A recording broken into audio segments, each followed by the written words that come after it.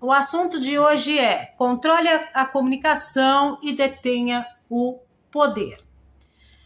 Vou começar para não me delongar muito, lembrando que eu vou ter que dividir em duas partes o vídeo, ok? Aquilo que dá, eu divulgo numa cacetada só. Aquilo que não dá, eu divulgo depois. Vamos lá, gente.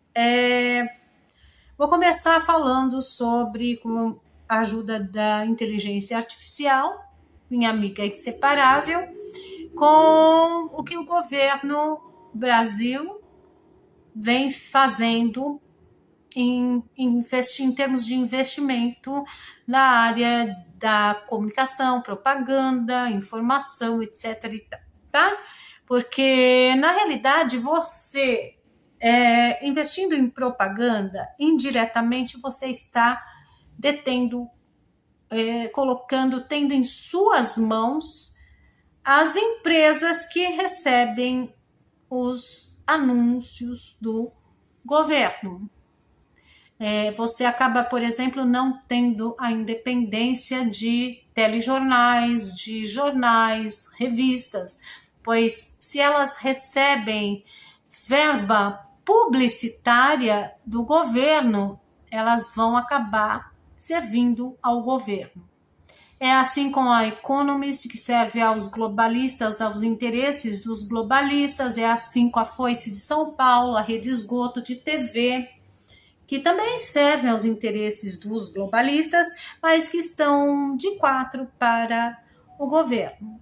Agora é que a coisa está ficando feia, então você tem que se distanciar um pouco para não pegar mal, porque vai respingar em todas essas empresas de comunicação, né? O que está vindo por aí.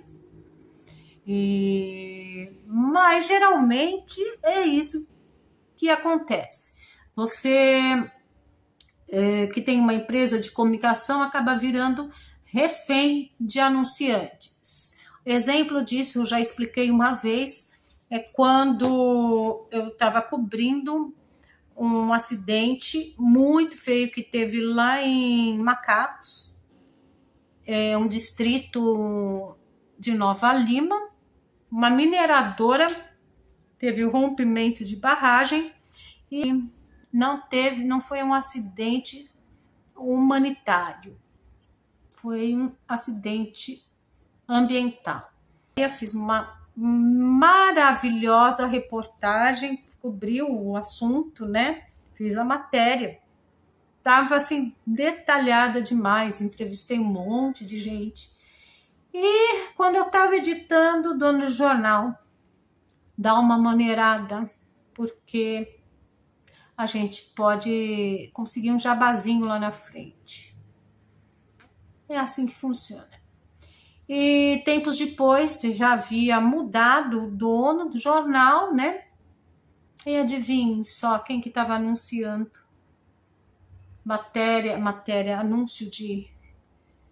anúncio assim de folha inteira. Pois é, gente, a gente não tem como escapar. E fora a parte ideológica também, né? Tem a parte de interesse financeiro e a parte ideológica. Infelizmente, a maior parte dos jornalistas já foi doutrinada pela escola de Frankfurt e são poucas as pessoas que conseguem sair disso. Vamos lá, gente, para não delongar muito, porque senão vai complicar demais. E eu tenho que dividir, já vou ter que dividir esse vídeo em duas partes, né? Dividir em três, não sei se fica legal. Em 2023 e meados de 2025, o governo federal do Brasil adotou diversas ações de propaganda institucional com objetivos variados, de divulgar programas sociais, gerenciar crises e reposicionar estatais. Aqui está um panorama. Primeiro, estrutura e canais próprios, criação do canal Gov, como se não bastasse já existir a EBC, que está com desvio de finalidade, mas nesse desgoverno tudo pode. A EBC já tinha que ter sido extinta durante o governo Bolsonaro e não foi. Enfim. Em 25 de julho de 2023 foi inaugurado o canal Gov, um canal de TV voltado exclusivamente para a cobertura das ações do Executivo Federal sob coordenação da EBC e da SECOM. 2. Gastos e contratos com agências. Expansão da verba publicitária federal. Em 2024, foram empenhados cerca de 966 milhões, dos quais 755 milhões foram executados por 5 grandes agências: Nacional Comunicação, Calia, Nova, Propeg e DEB.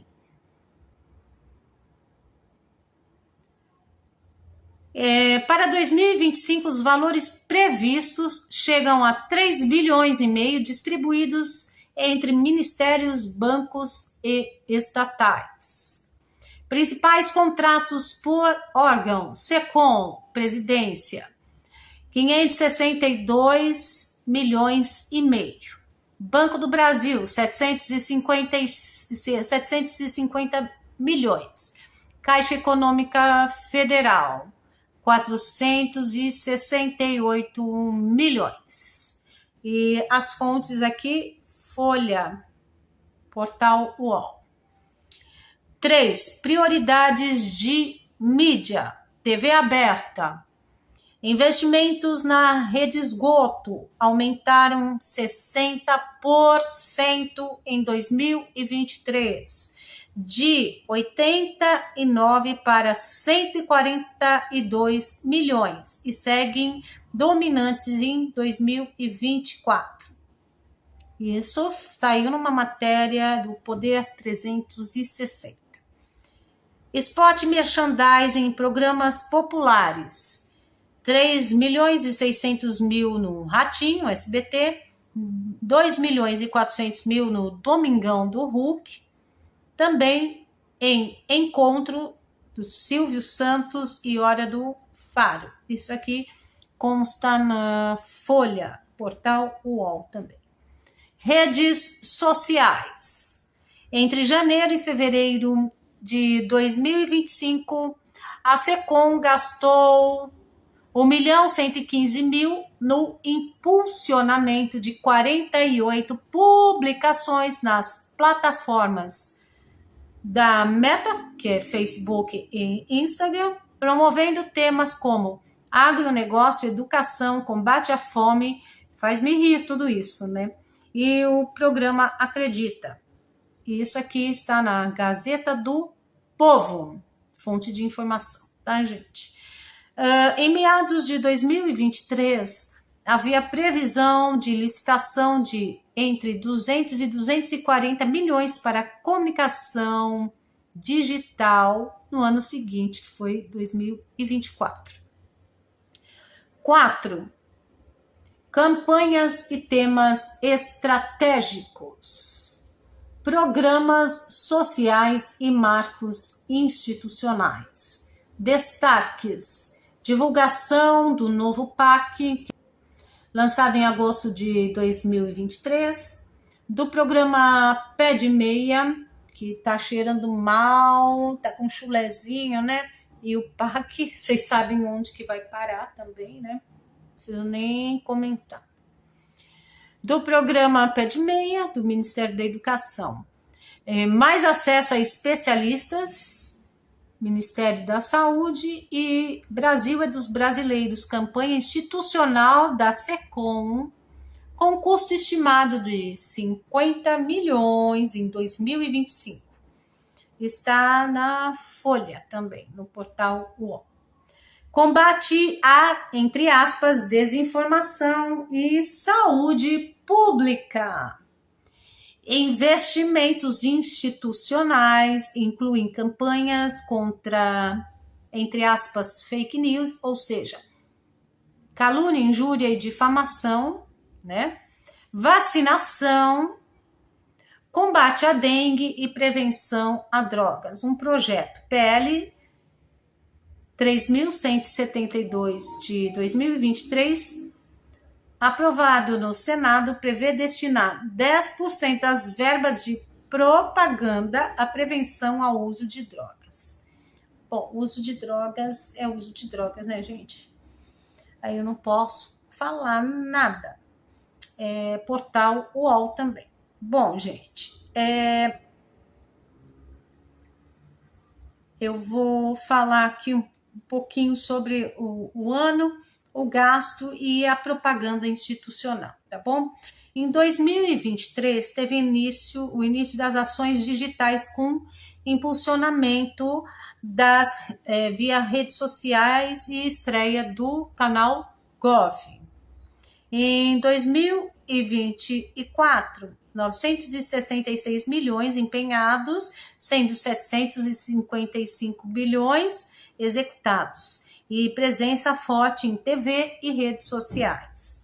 E 2025 é uma previsão de contratos e licitações, somando 3 bilhões e meio para a campanha Brasil é dos Brasileiros, sim, e também para mais verba digital, ok? 50 milhões, mais verba digital. Então, o governo Lula intensificou desde 2023 uma estratégia multicanal, criando um canal estatal, reforçando a presença em TV aberta, ampliando propaganda digital e alocando volumosos recursos às agências.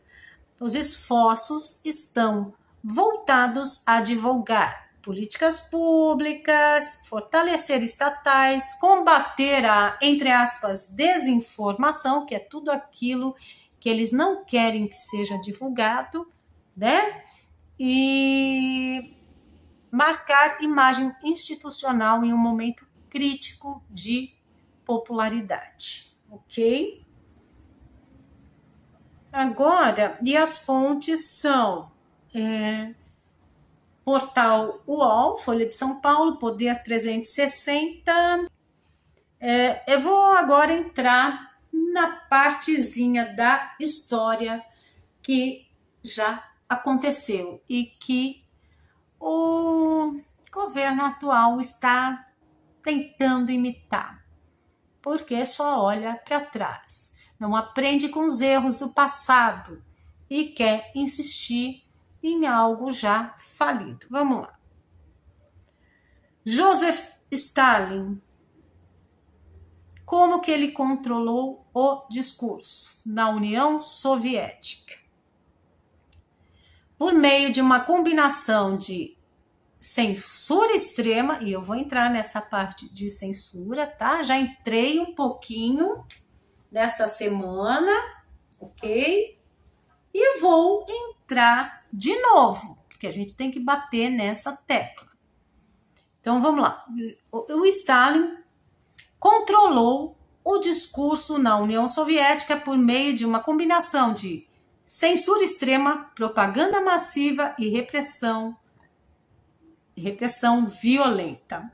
Objetivo: garantir a hegemonia ideológica do Partido Comunista e consolidar seu poder pessoal. Aqui estão os principais mecanismos. Primeiro, monopólio da informação. Censura estatal absoluta. Tudo que era publicado, jornais, livros, revistas, filmes, música, peça teatral, precisava ser aprovado pelo governo. Ideias contrárias à linha do partido eram proibidas. Proibição de imprensa livre.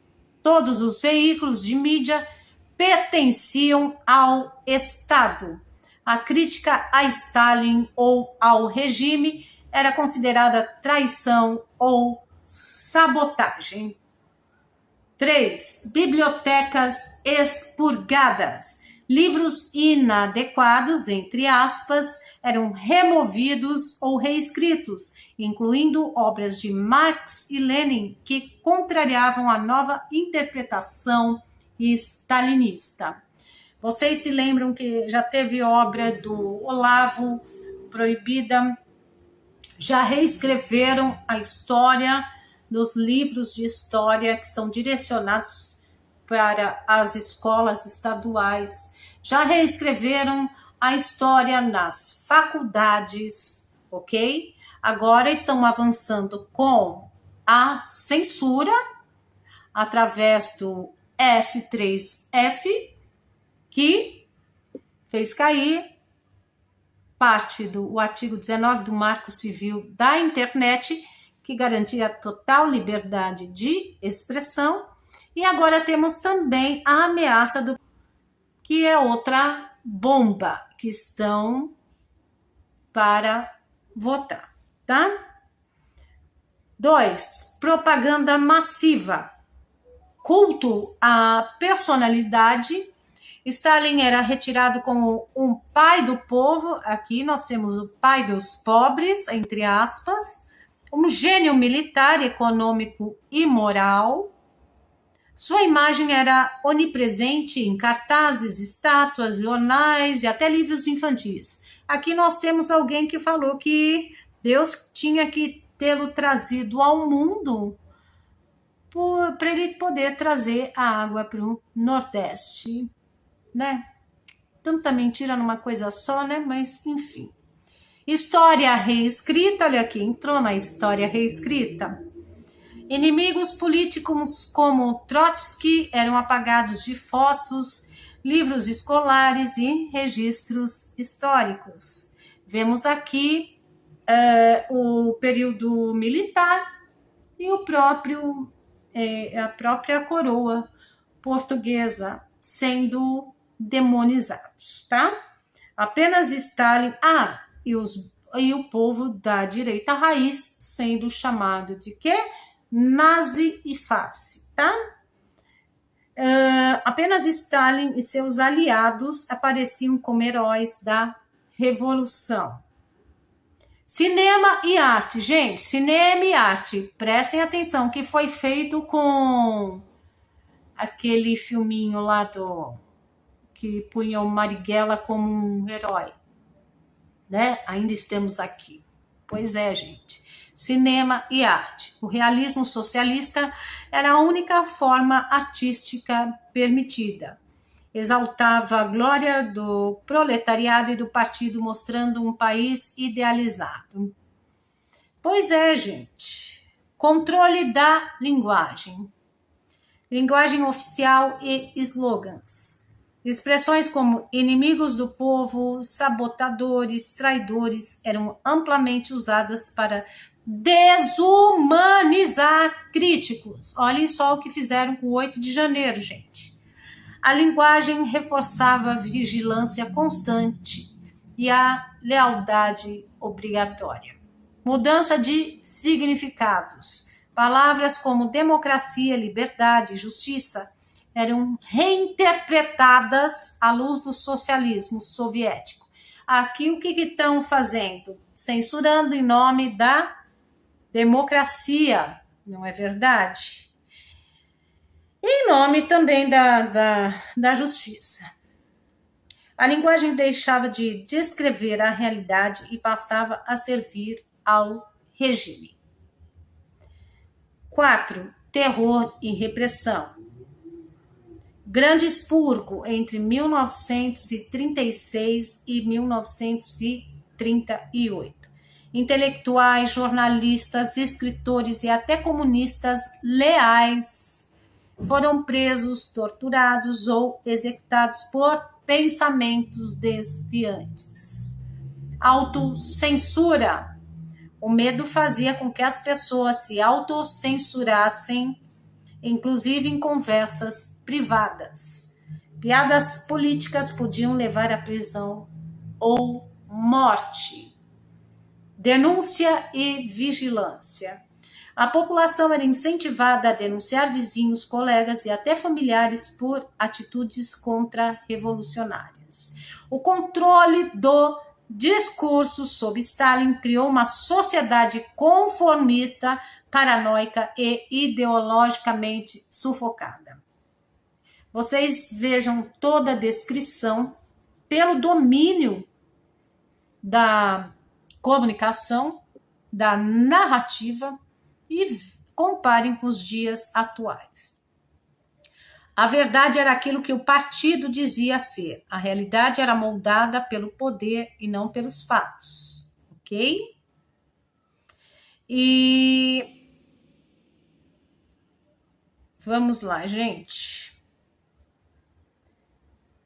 Principais semelhanças com, né? Vamos falar sobre o Stalin.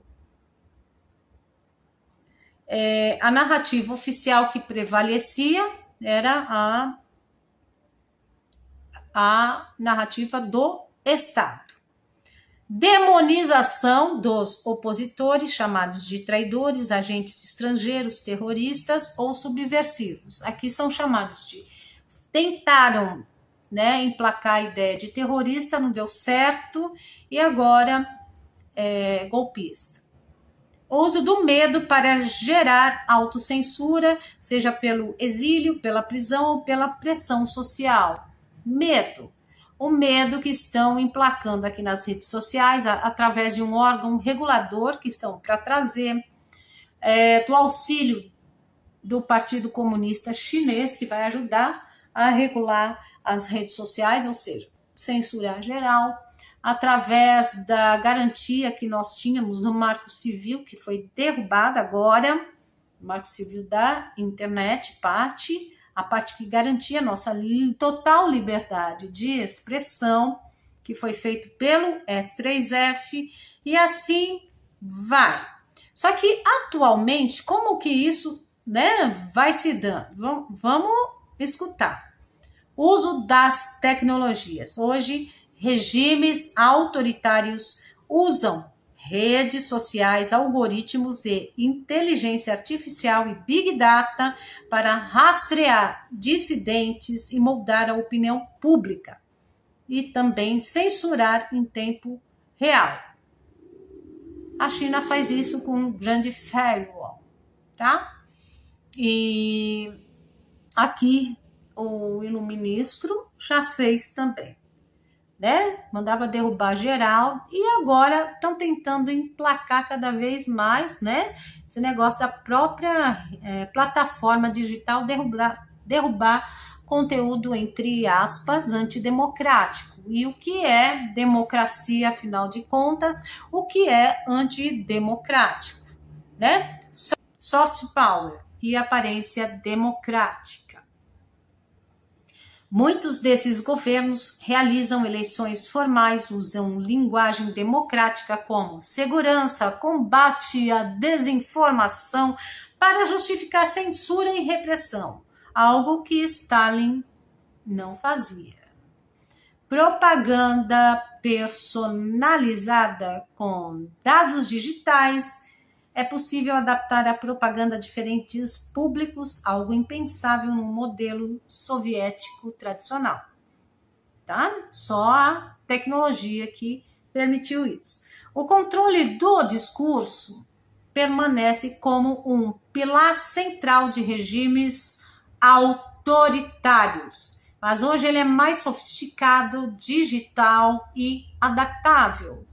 A essência do stalinismo, silenciar a dissidência, impor uma única verdade e moldar a linguagem, ainda está viva em muitos governos, embora sob novas roupagens e aparentemente democrática, ok?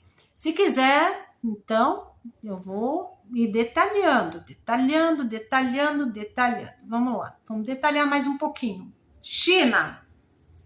Partido Comunista Chinês, censura e controle da internet. A China criou o Grande Firewall, um sistema de censura digital que bloqueia Google, Facebook, Instagram, WhatsApp, Twitter, YouTube, sites de notícias estrangeiros como BBC, New York Times.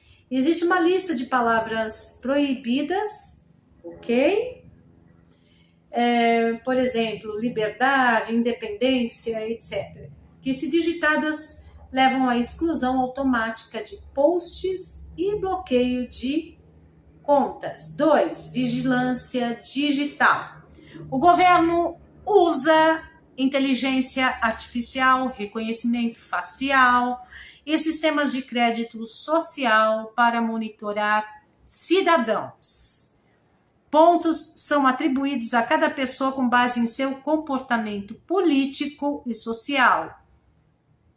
Críticas ao governo resultam em restrições, viagens, empregos, acesso a serviços. 3. Propaganda ideológica. Xi Jinping aparece constantemente na mídia, retratado como um líder visionário e infalível.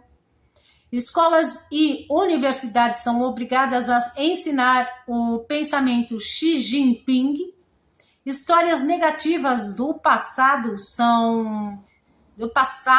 chinês são apagadas ou reinterpretadas como sacrifícios necessários.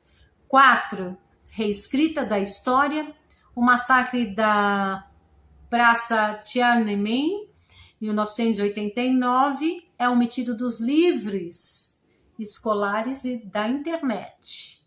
A Revolução Cultural e o Grande Salto Adiante são tratados de forma vaga ou heroificada. Ok?